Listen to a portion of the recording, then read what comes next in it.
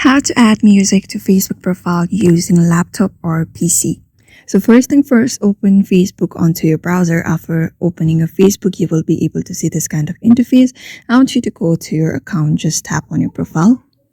After tapping on your profile, just scroll down a bit and right click on it.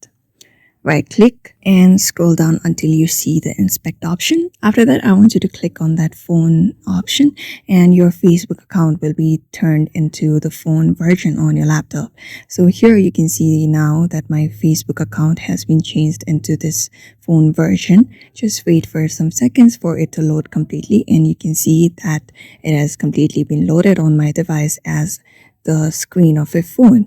So here, what I want you to do is just follow the exact step that you used in order to add music on your profile from your phone officially. Just follow the steps and you should be able to add music on your Facebook profile.